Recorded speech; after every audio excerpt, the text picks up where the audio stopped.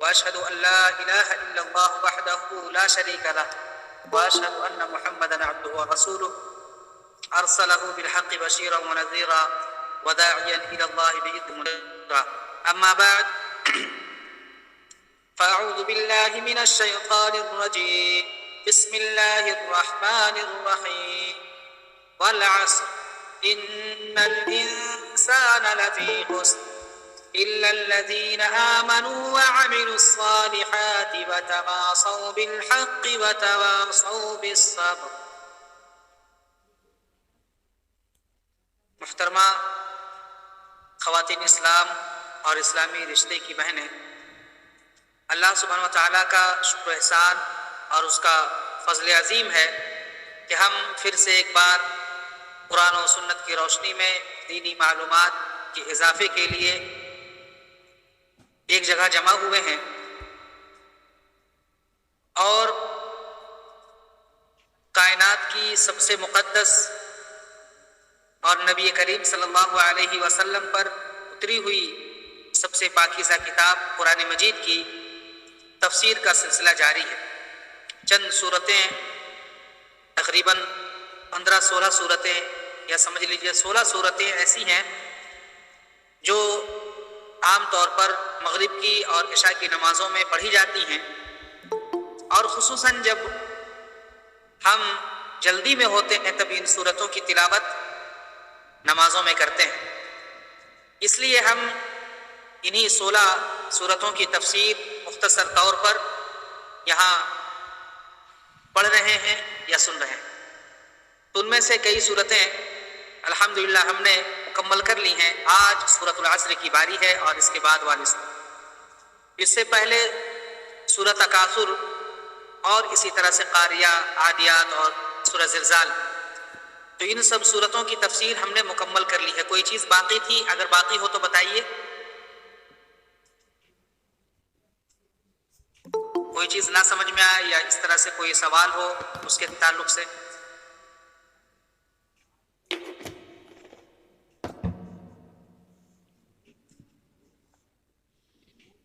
چلیے، امید کرتا ہوں کہ سب کو باتیں سمجھ میں آ گئی ہوں گی، اور انشاءاللہ ایک دو دن میں یا ایک دو دن کے اندر تفسیر سعدی کا اردو ترجمہ اور اردو تفسیر انشاءاللہ آپ کے گروپ میں بھیجنے کی کوشش کی جائے گی۔ یہ ہم جو ابھی پڑھنے جا رہے ہیں یہ سورۃ العصر ہے۔ سب سے پہلے ہم اس کا ترجمہ دیکھ لیتے ہیں، مختصر اور جامع تفسیر انشاءاللہ ہم اس کے بعد سماعت کریں گے۔ اللہ سبحانہ وتعالیٰ نے اس سورہ کے اندر سمجھ لیجئے کہ اسلام کی ساری چیزیں، موٹی موٹی چیزیں مختصر انداز میں، مختصر الفاظ میں، مختصر کلمات میں بیان کر دی۔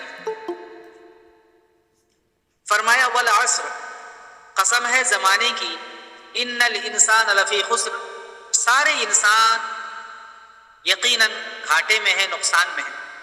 الا الذین آمنوا وعملوا الصالحات، سوائے ان لوگوں کے جو ایمان لائے اور جو عمل صالح کیے۔ وتواصوا بالحق، اور حق بات کی وصیت کی۔ وتواصوا بالصبر، اور صبر کی وصیت کی۔ یہ بہت ہی عظیم سورہ ہے، بہت ہی جامع سورہ ہے، اور اللہ سبحانہ وتعالیٰ نے اس میں عصر کی قسم کھائی ہے۔ عصر کے معنی زمانہ، عصر کے معنی اسی طرح سے عصر کا وقت، اور اللہ سبحانہ وتعالیٰ نے قسم کھائی ہے عصر کی، زمانے کی، یا کہہ لیجئے صبح و شام کی، دن و رات کی۔ اس سے پہلے قسم کے سلسلے میں بہت ساری چیزیں بتائی جا چکی ہیں کہ اللہ سبحانہ وتعالیٰ جس کی چاہے مخلوقات میں قسم کھا سکتا ہے، لیکن بندوں کے لیے، ہمارے لیے جائز نہیں کہ اللہ کے علاوہ کسی کی قسم کھائیں۔ اس کے سلسلے میں کچھ احادیث بھی آپ کے سامنے رکھی گئی۔ اللہ سبحانہ وتعالیٰ نے بہت ساری قسمیں کھائی، ان میں سے ایک یہ قسم ہے، اور یہ بہت ہی جامع قسم ہے۔ جامع مطلب ایسی چیز جس کے بعد یا ایسی چیز جس میں اور کسی چیز کے ملانے کی گنجائش نہ ہو، باہر سے کوئی چیز اور اندر لانے کی گنجائش نہ ہو۔ والعصر قسم ہے زمانے کی، تو اب ہم تفسیر کی طرف آ رہے ہیں، ٹھیک ہے؟ تو قسم ہے زمانے کی، زمانہ میں ہم جانتے ہیں کہ پاسٹ، پریزنٹ اور فیوچر دونوں آتا ہے، ماضی، حال، مستقبل، جیسا کہ ہم جانتے ہیں بھوت کال، ورتمان کال اور بھوش کال، ٹھیک ہے، ہندی میں جس کو کہتے ہیں۔ تو یہ کیا ہے؟ یہ زمانہ ہے، یہ کال ہے، یہ ٹینس ہے، سمجھ لیجئے ہمارا۔ تو اس لیے اللہ سبحانہ و تعالیٰ نے قسم جب کھائی زمانے کی، تو زمانہ میں جو گزر چکا وہ بھی ہے، جو ہمارا ہم اور آپ جس زمانے سے، جس وقت سے گزر رہے ہیں وہ بھی ہے، اور جو آنے والا ہے قیامت تک وہ بھی شامل ہے۔ تو گویا اس لفظ کے ذریعے سے قسم کھا کے اللہ سبحانہ و تعالیٰ نے ماضی، حال اور مستقبل تینوں زمانے کی قسم کھا لی، اور تینوں زمانوں کے اندر ساری چیزیں اس میں شامل ہو جاتی ہیں، ساری چیزیں آ جاتی ہیں، خواہ وہ دن ہو، رات ہو، صبح ہو، شام ہو۔ اسی طرح سے زمانے کے اندر جو چیزیں بھی گردش کرتی ہیں، جو چیزیں بھی پائی جاتی ہیں، تمام چیزیں شامل ہوتا ہے، سورج، چاند، ستارے اور بھی دوسرے جو پلانیٹس ہیں، پلانیٹس جو دوسرے ہیں وہ بھی شامل ہیں، کیونکہ وہ بھی زمانے کے اندر ہیں۔ اسی طرح زمانے میں جو بھی ہم، آپ یا کوئی بھی کام انجام دیتا ہے، خواہ وہ برا کام ہو یا اچھا کام ہو، سب زمانے میں شامل ہے۔ گویا کہ زمانے کی قسم کھا کے اللہ سبحانہ و تعالیٰ نے ساری چیزوں کی قسم کھا لی، ساری چیزوں کی قسم کھا لی۔ بات سمجھ میں آ گئی؟ زمانے سے نکال۔ ان الانسان لفی خسر، اللہ سبحانہ و تعالیٰ نے فرمایا سارے انسان خسارے میں ہے۔ کوئی بھی انسان ہو، اگر انسان کے جنس سے ہے، اگر انسان کے جنس سے ہے، انسان کی قسم سے ہے، کوئی بھی شخص، کوئی بھی فرد، کوئی بھی ڈھانچہ، تو پھر گھاٹے میں تمام کے تمام لوگ، سوائے، اب یہاں پر مستثنا کی الگ کیا، سوائے ایسے لوگوں کے، انسانوں میں سے جو ایمان لائے۔ ایمان بہت بڑی نعمت ہے، بہت بڑی دولت ہے۔ ایمان کی وجہ سے انسان گھاٹے سے نکل جاتا ہے، گھاٹے سے نکل جاتا ہے، اور ایمان بغیر علم کے مکمل ہو ہی نہیں سکتا۔ شاید اس سے پہلے بات ہوئی ہے ایمان پر، اور علم کے بتاتے ہوئے کہ علم کے بغیر کوئی چیز ہو ہی نہیں سکتی، عمل انسان کر ہی نہیں سکتا، اور عمل میں ایمان بھی ہے، اور ایمان سب سے بہترین عمل ہے، سمجھ لیجئے۔ تو ایمان علم کے بغیر ممکن نہیں، اور ایمان کے ذریعے سے، یعنی علم کے بعد ایمان، اور ایمان کے ذریعے سے انسان گھاٹے سے نکل جاتا ہے۔ تو اللہ سبحانہ و تعالیٰ نے 4 شرطیں رکھی ہیں، اگر اس گھاٹے سے بچنا ہے، اس نقصان سے بچنا ہے، خواہ وہ دنیاوی نقصان ہو، دنیا کا نقصان ہو، یا آخرت کا نقصان ہو، قیامت کے دن کے نقصان سے اگر بچنا ہو، تو یہ 4 چیزیں ہیں۔ کیا کیا؟ سب سے پہلی چیز ایمان لانا ہے، اور ایمان کا مطلب تو معلوم ہے کہ یقین کے ساتھ، علم کے ساتھ، اور بالکل اعتقاد اور عقیدے کے ساتھ اللہ سبحانہ و تعالیٰ کو، اللہ سبحانہ و تعالیٰ پر ایمان لایا جائے، اس کی شایان شان، اس میں تمام چیزیں پھر آ جائے گی، توحید، الوہیت، ربوبیت اور اسماء و صفات۔ اس کے بعد اس کے رسولوں پر، اس کے فرشتوں پر، اس کی کتابوں پر، اور قیامت پر، یا کہہ لیجئے تقدیر پر، اس کی اچھائی اور برائی پر، آخرت کے دن پر اور تقدیر کی اچھی اور برائی پر۔ یہ 6 چیزیں ہیں، بچپن میں سب کو یاد کرائی جاتی ہیں، ایمان کے 6 ارکان۔ تو ایمان سارے ارکانوں کے ساتھ ایمان پہلا۔ دوسرا یہ وعامل الصالحات، اور انسان گھاٹے میں سے نکلنے کے لیے اللہ سبحانہ و تعالیٰ کے جو بھی نزدیک کرنے والے کام ہیں، اللہ سبحانہ و تعالیٰ کو راضی کرنے والے جو بھی کام ہیں، ان کو انجام دیا جائے۔ ایمان کے بعد کیا ہے؟ عمل صالح وعامل الصالحات، اور عمل صالح میں وہ تمام چیزیں شامل ہیں جن سے اللہ رب العالمین راضی ہوتا ہے، اور ان تمام چیزوں سے بچنا ہے جن سے اللہ سبحانہ و تعالیٰ ناراض اور غصہ ہوتا ہے۔ تو دوسری بات اعمال صالح، اس میں نماز، روزہ، حج، زکوٰۃ یہ تو ہے ہی، اس کے علاوہ تمام چیزیں، وہ تمام چیزیں اعمال صالحہ میں شامل ہیں، جیسے کسی کو بھلائی کا حکم دینا، برائی سے روکنا، کسی کے ساتھ حسن سلوک کرنا، کسی سے اچھی باتیں کرنا، کسی کو دلاسا دینا، کسی کو مایوس ہونے سے بچانا، کسی کی رہنمائی کرنا، کسی کو راستہ دکھانا، کسی کو پانی پلانا، کسی کو کھانا کھلانا، یہاں تک کہ کسی کے ساتھ مسکراہٹ سے بات کر کے اس کے دل کو سکون پہنچانا، یہ تمام چیزیں عمل صالح میں آتی ہیں۔ اور وہ تمام چیزیں جن سے اللہ ناراض ہو جاتا ہے، یعنی کسی پر ظلم نہیں کرنا، کسی کا حق نہ مارنا، کسی کا ناجائز، کسی کی زمین جائیداد دکان مکان پر ناجائز قبضہ نہ کرنا، کسی کا دل نہ دکھانا، اسی طرح سے کسی کو مایوس نہ کرنا، کسی کی زندگی نہ چھیننا، شفقت کا ہاتھ نہ کھینچنا، یتیم کو دھکا نہ دینا، دھتکارنا نہیں، اسی طرح سے آپ سے مطالبہ کرنے والے پر گرجنا اور برسنا نہیں، یہ تمام چیزیں شامل ہیں اعمال صالحہ۔ تیسری چیز وتواصوا بالحق، اور حق بات کی وصیت جنہوں نے کی۔ ایمان لانے کے بعد، عمل صالح کرنے کے بعد کیا ہے، صرف اپنے تک محدود نہیں رہنا۔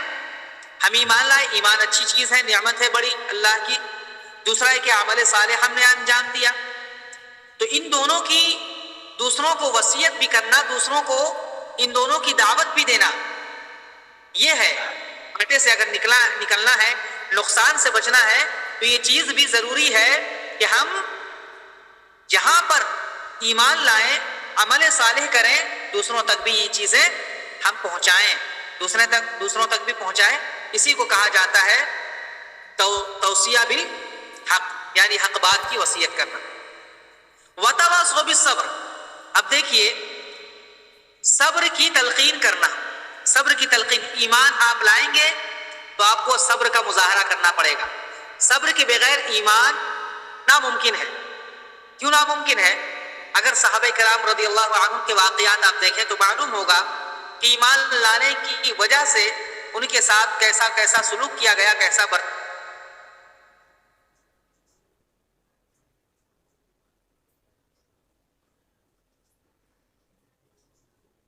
کیا گیا، کس طرح تمنا ہوتی ہے کہ ہم یہ کریں، لیکن ایمان ان چیزوں سے رکاوٹ بن جاتا ہے، ان چیزوں سے روک دیتا ہے۔ مثال کے طور پر ہم ایمان لائیں تو ایمان ہمیں پردے میں رہنے کا حکم دیتا ہے، اپنی نگاہیں نیچی کرنے کا حکم دیتا ہے۔ کوئی اچھی چیز یا کوئی بے پردہ بے حیا چیز ہے ہماری آنکھوں کے سامنے، دل کی تمنا ہے کہ ہم دیکھیں، لیکن ایمان کہتا ہے، ایمان کا تقاضا ہے کہ ہم اس کی طرف نگاہ نہ اٹھائیں۔ اسی طرح سے اگر کوئی غیر شرعی یا حرام چیز ہے جو ہماری تمنا ہے کہ ہم کھا لیں پی لیں، لیکن ایمان کا تقاضا ہے کہ ہم اس چیز سے بچیں۔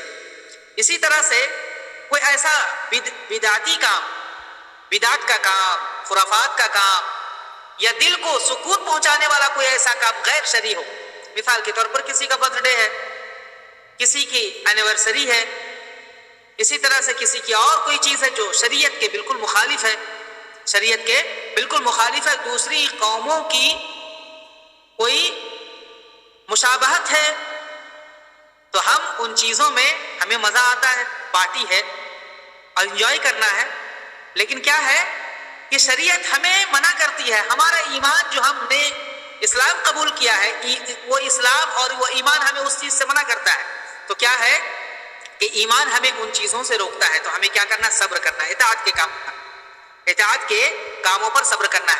مثال کے طور پر اب یہ ہم نے سمجھ لیا شارٹ کٹ میں، اب اس کو تھوڑی سی تفصیل یہ سے سمجھیں۔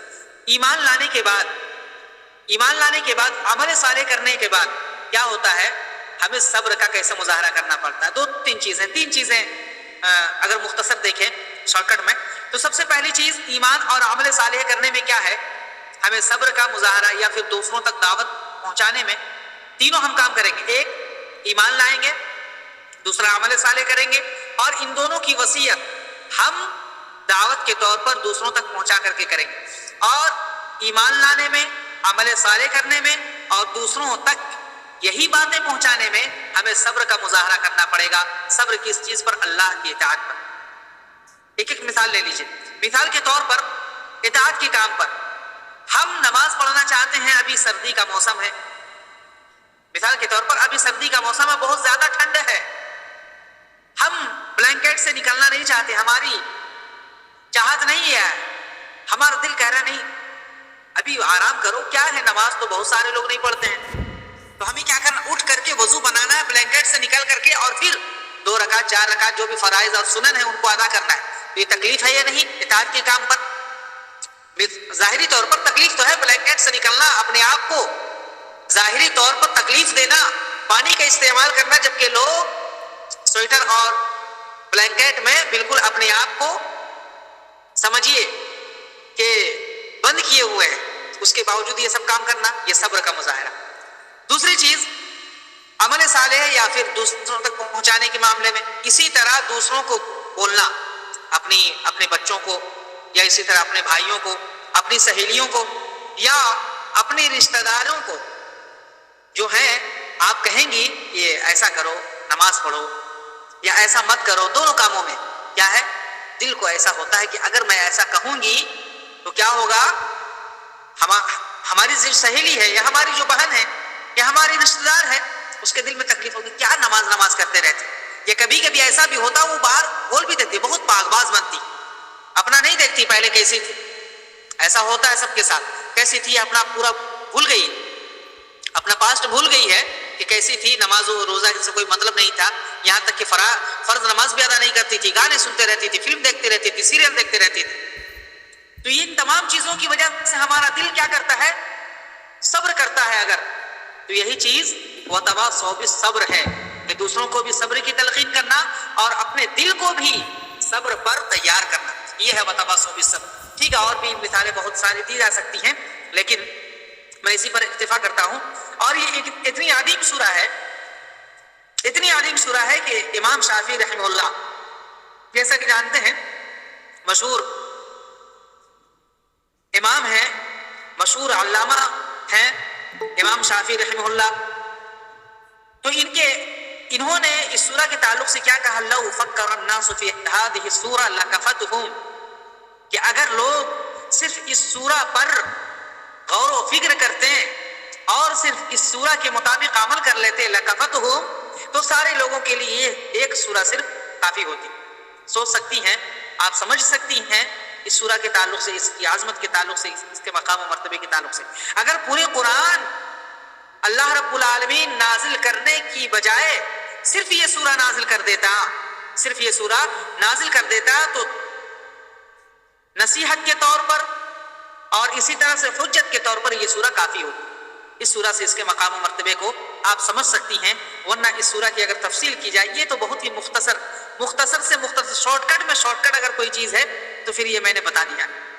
ورنہ اس سورہ کی تفسیر اگر کرتے جائیں تو ایک ایک لفظ، ایک ایک کلمے پر نہ جانے کتنے دروس ہو جائیں گے. اور بس آپ کی تحدیث نعمت کہہ لیجئے یا آپ کے علم میں اضافے کے لیے اس کی تفسیر جامعہ سلفیہ بنارس میں پڑھتے ہوئے آخری سال تھیسس ایک لکھنا رہتا ہے، ایک مقالہ جس کو کہتے ہیں تھیسس جمع کرنا رہتا ہے. تو میں نے اس سورہ کی تفسیر میں اپنے مطالبہ کیا تھا کہ میں اس سورہ کی تفسیر لکھنا چاہتا ہوں. 1 سال میں لکھا جاتا ہے، 9 مہینے 10 مہینے کا وقت دیا جاتا ہے. تو الحمدللہ میں نے سورۃ العصر کی تفسیر صرف 1 سال لکھی تھی. تقریباً 94-95 صفحات ہیں، وہ لکھے ہوئے ہیں کتاب کی شکل میں میرے پاس. تو بتانا مقصود یہ ہے کہ ہم جیسے لوگ، کم علم لوگ، بہت ہی مختصر اللہ رب العالمین نے علم دیا ہے، اس کے باوجود 94-95 صفحہ صرف اس کی تفسیر مختصر کر کے ہم نے لکھی تھی. اور اگر کوئی علم کا سمندر ہو، یا اسی طرح سے اور بھی جو علماء کرام ہیں، یا کہہ لیجیے جو ہمیشہ قرآن و سنت میں غرق رہتے ہیں، ڈوبے رہتے ہیں، وہ نہ جانے کیسی اور کتنی زیادہ اس کی تفصیل کر سکتے ہیں. اب آئیے ہم دوسری سورہ کی طرف، جسے ہم ہمزہ یا لمزہ کے نام سے جانتے ہیں، سورۃ الہمزہ. یہ سورہ بھی بہت ہی عظیم ہے اس تعلق سے کہ اس کے اندر اللہ سبحانہ وتعالیٰ نے قیامت کا تذکرہ، یا کہہ لیجئے کہ دنیاوی جو حقیقت ہے، دنیا کی جو حقیقت ہے، اور انسان کی نظر میں جو دنیا ہے اور انسان کا جو رویہ ہے دنیا کے تعلق سے اور آخرت کے تعلق سے اس کو مختصر الفاظ میں بیان کر دیا، اور پھر اسی رویے کی وجہ سے، اسی سلوک کی وجہ سے اس کے ساتھ جو قیامت کے دن آخرت میں جو ہونے والا ہے اس کے ساتھ معاملہ، اس کا تذکرہ کیا مختصر الفاظ۔ آئیے سب سے پہلے ہم اس سورہ کا ترجمہ ہم دیکھتے ہیں۔ وَيْلٌ لِكُلِّ ہُمَزَةٍ، وائل ہے، بربادی ہے، ہلاکت ہے ہر اس شخص کے لیے جو عیب جوئی کرتا ہے زبان کے ذریعے سے اور جو عیب جوئی کرتا ہے اشاروں کے ذریعے سے۔ الذی جمع مالا وعددہ، جو مال کو جمع کرتا ہے اور گنتا رہتا ہے۔ یحسب ان مالہ اخلدہ، اور سوچتا ہے کہ اس کا مال اسے ہمیشہ باقی رکھے گا۔ کلا لینبذن فی الحطمہ، ہرگز نہیں، اسے حطمہ میں پھینک دیا جائے گا۔ وما ادراک ما الحطمہ، اور اے نبی پاک آپ کو کیا معلوم کہ حطمہ کیا ہے؟ نار اللہ الموقدہ، اللہ کی بھڑکائی ہوئی آگ ہے۔ التی تطلع علی الافئدہ، جو سینوں اور دلوں پر چڑھنے والی ہے، چڑھے گی۔ انہا علیہم موصدہ، اور لوگوں پر وہ بند کر دی جائے گی۔ فی عمد ممددہ، بڑے بڑے ستون میں۔ یہ سادہ ترجمہ ہوا اس کا۔ اب مختصر سا تفسیر ہم دیکھتے ہیں۔ ویل لکل ہمزہ، ویل کا معنی بعد میں بھی آئے گا اس لیے یہاں میں بتا دیتا ہوں۔ ویل کا معنی ہلاکت، بربادی، گھاٹا، نقصان کا ہے، اور اسی طرح سے ایک معنی اس کا یہ ہے کہ جہنم کی ایک وادی ہے جس کا نام ویل ہے۔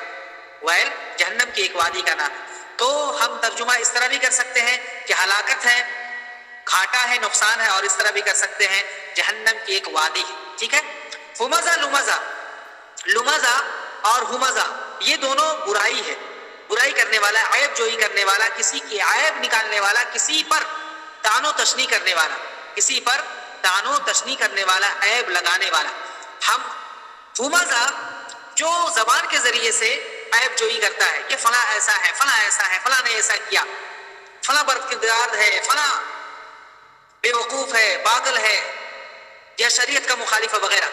اور لمزہ ایسا شخص جو اشاروں کے ذریعے سے کرتا ہے۔ ہماری بہنیں بھی بہت ساری ہوتی ہیں جو جانتی ہیں کہ جب مجلسوں میں بیٹھی رہتی ہیں، میٹنگ ہوتے رہتی ہے، یا یوں ہی گپ شپ لوگ کرتے رہتے ہیں، تو وہاں پر کچھ ایسی ہوتی ہیں جو سوچتی نہیں کہ ہم کیا کر رہے ہیں، گناہ کا کام کر رہے ہیں، لیکن زبان سے بس وہ تو ایسی ہے۔ ابھی جو اٹھ کے گئی نا، ابھی جو بیٹھی ہوئی تھی، اس کے گھر میں تو ہمیشہ لڑائی جھگڑا، ارے یہ ساس ہے، بہو کو تو دیکھنا نہیں چاہتی، ارے یہ بہو ہے اپنے ساس پر ظلم کرتی ہے، سارا کام کرواتی ہے، بوڑھی ہو گئی لیکن خیال نہیں کرتی۔ یہ سب چیزیں زبان کے ذریعے سے کرتی، اگرچہ حق ہے، لیکن دوسروں کے سامنے عیب جوئی کرنا، بدنام کرنا، الزام لگانا، یا پھر حق بات کہنا لیکن حق کی جگہ پر نہ کرنا، یہ سب کیا ہے؟ یہی عیب جوئی ہے۔ اسی طرح سے کچھ ایسی ہوتی ہیں جو اشاروں کے ذریعے سے کسی کو دیکھ کر ایسے کنکی سے دیکھتی، دیکھو دیکھو یہ ہے، یہی ہے ابھی جو آئی نا چائے لے کر کے، یہی ابھی دکھاوے کے لیے ہم لوگوں کے پاس آئی ہے، ورنہ سارا دن رات اپنے ساتھ سے کام کرواتی رہتی، یہی ہے دیکھو، مطلب کہتی نہیں ہے اشاروں سے، اور بعد میں کہے گی میں نے اشارہ کیا تھا جس کی جانب، وہی تھی جو اپنے گھر والوں کو چین سے نہیں رہنے دی، جب سے آئی شادی کر کے سب کا جینا حرام کر دیا، نہ کبھی کچھ کام کرنے کو، نہ کچھ کرنے کو، نوٹنکی کرتے رہتی۔ تو یہ سب چیزیں عیب جوئی میں شامل ہوتی ہیں، آپ اچھی طرح ان کو جانتی ہیں۔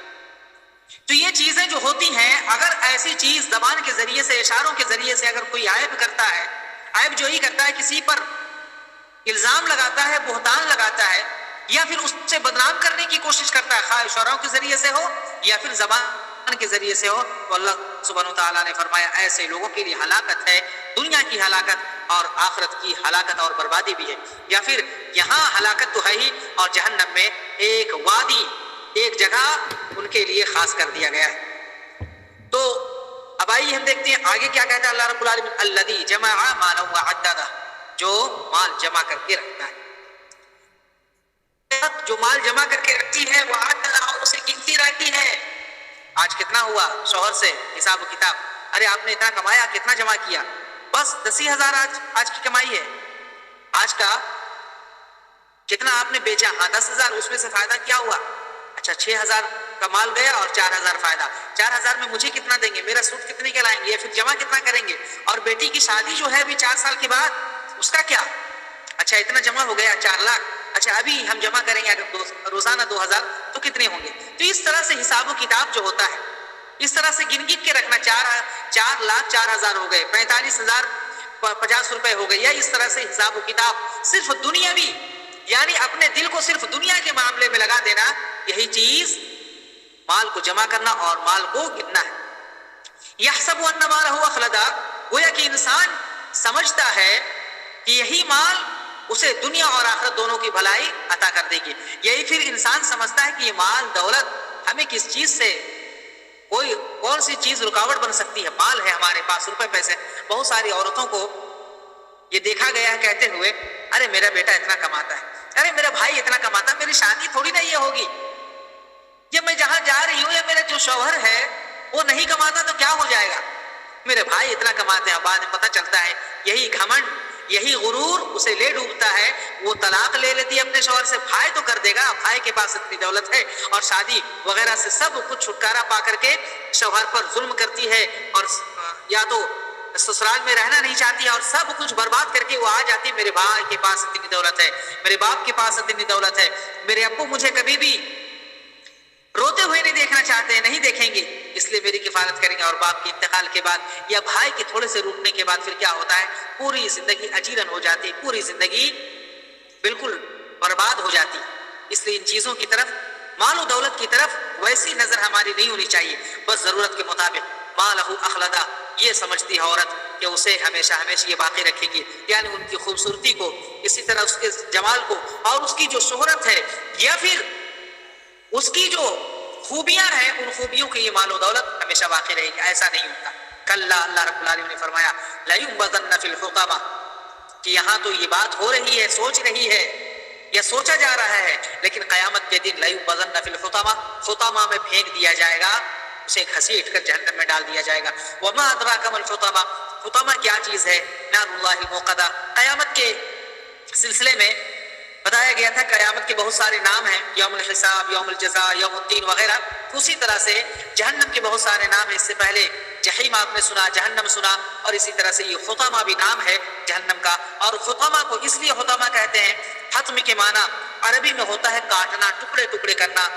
یہ جہنم چونکہ انسان کے ٹکڑے ٹکڑے کر دے گی, اس کی روح کو ٹکڑے ٹکڑے کر دے گی, اور اسی طرح کے اس کے جسم اور اس کی جان کو ٹکڑے ٹکڑے کر دینے والی ہے.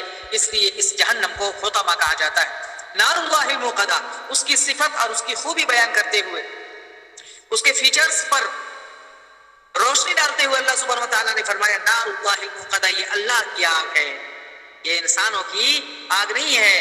کو پھونک دے تو بجھ جائے, یا پانی ڈالتے تو بجھ جائے, یا پھر بالو اور مٹی ڈالتے تو بجھ جائے. نہیں, نار اللہ الموقدہ, اللہ کی آگ ہے. اور اللہ کی طرف نسبت کرنے کا مقصد یہ ہے, اس کی عظمت کو بتانا اور اس کی بڑائی کو بیان کرنا, اور اس کے اندر جو سختی, ہولناکی اور خطرناکی ہے اس کو بیان کرنا. موقدہ, وہ بھڑکائی ہوئی آگ ہے اللہ کی. التی تطلع علی الافئدہ, اور فرمایا کہ آگ کی ایک صفت یہ ہے کہ وہ چڑھتے ہوئے سینے اور دل کی طرف جائے. یہ اس لیے کہ ہر آگ تو جلے گی, پورا جسم جلے گا, ہر حصہ جلے گا, لیکن سینے کا خاص طور پر اس لیے تذکرہ کیا, دل کا اس لیے تذکرہ کیا کہ دل ہی سے سارے کام انجام دیے جاتے ہیں. دل ہی سوچتا ہے, دل ہی فکر کرتا ہے, یا دل ہی کسی بات پر آدمی کو زبردستی مجبور کرتا ہے کہ ایسا کرو ایسا کرو, نماز پڑھنا نماز مت پڑھو, یا پھر حرام خوری ہے, سود خوری, سب لوگ اسی سے امیر بن رہے, تم کی اس سے پیچھے رہو گے. اس لیے آ رہا مال آنے دو, جمع کرنا کر لو, اگر انسٹالمنٹ میں کچھ لینا ہے یا پھر فکس ڈپوزٹ ہے, ایسا پیچھے مت ہٹو, دنیا جا رہی ہے, تمہارے پیچھے ہٹنے سے کیا ہوگا؟ اگر تم نہیں جاؤ گی دوسرے چلے جائیں گے. اس لیے وہاں پر انسان اور خاص کر ہماری عورتیں آج اس میں دھوکہ کھا جاتی ہیں. تو اللہ سبحانہ وتعالیٰ نے فرمایا التی تطلع علی الافئدہ, جو سینہ, جو دل ہمیں ان چیزوں کا حکم دیتا ہے, ان چیزوں پر مجبور کرتا ہے, اسے سینے کو ٹارگٹ کرے گی وہ آگ. اور پھر ایسا نہیں کہ وہ بچ جائے گا یا انسان بچ جائے گی, بلکہ کہا انہا علیہم موصدہ, اس پر وہ گھیر دیا جائے گا, اس پر بند کر دیا جائے گا چاروں طرف سے. کسی طرف سے کوئی نکلنے کا راستہ نہیں ہوگا. فی عمد ممددہ, اور اللہ سبحانہ وتعالیٰ نے فرمایا گھیرا بھی جائے گا. یہ جو یہاں کے بانس, یہاں کی لکڑیاں, ایسا نہیں بلکہ اللہ رب العالمین کے ستون ہوں گے بنائے ہوئے, اور چاروں طرف سے ایسا پیک کر دیا جائے گا کہ صرف آگ ہی آگ دکھے گی. ہولناکی اور خطرناکی کا ایک الگ سما ہوگا اور ایک الگ وہاں پر منظر ہوگا. اس لیے ان چیزوں سے بچے. اور انسان جو عیب جوئی کرتا ہے, جو مالو دنیا کے چکر میں لگا ہوا ہے, دنیا ہی دنیا, اور پھر ہماری اولاد اور دنیا کی فکر, دنیا کی فلاح, دنیا کی بہبودی اور دنیا کی کامیابی اور دنیا ہی میں سکسس کا اس نے سوچ رکھا ہے.